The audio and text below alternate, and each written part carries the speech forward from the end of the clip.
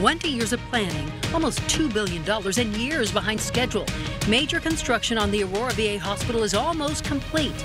But the struggle to open this facility is far from over. It's really ridiculous. Not only are we getting poor treatment here, but they're wasting the money on building a new one and not getting the information straight.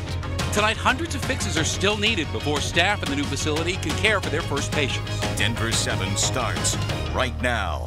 Good evening, everybody. I'm Shannon Ogden. And thank you for joining us. I'm Ann Trujillo. That VA hospital, hundreds of construction fixes, repairs, or redos still need to happen at that Aurora facility, and it's your taxpayer money that's being used to pay for it. And that's what documents obtained by the Denver Post show in this long saga of building this place. Denver 7's Jason Grenauer brought you Congressman Mike Kaufman's harsh criticism last night. Jason's back tonight with more of these revelations. Jason?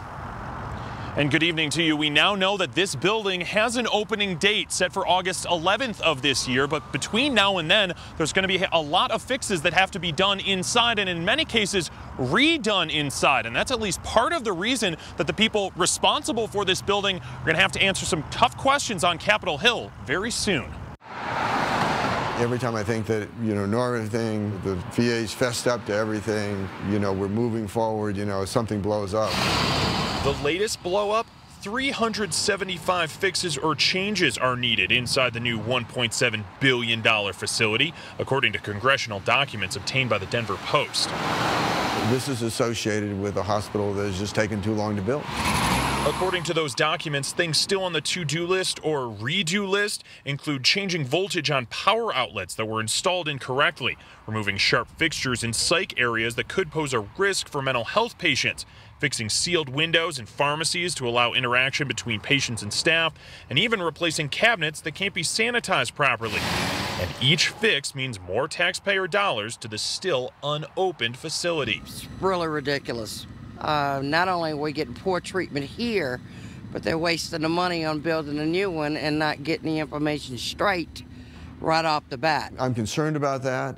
I'm going to be chasing down what the cost of doing that is, and if any of it's excessive.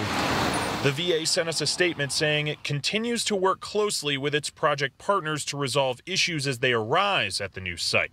Project supervisors will also have to answer questions from Congress on Wednesday when the House Veterans Affairs Committee meets to get a full update on the Aurora Center. Stop playing around with our, the people's money and our lives and build this hospital that's 4 years behind and billions of dollars of money wasted.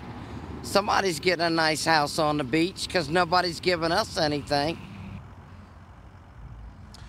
And Denver 7 has obtained an advanced copy of the testimony that VA officials are expected to read Congress during that hearing tomorrow. They are expected to report that their contractors have finished about 98% of this facility as far as construction goes, and that all but one of the buildings is ready for activation. We will be covering that hearing starting at 8 a.m.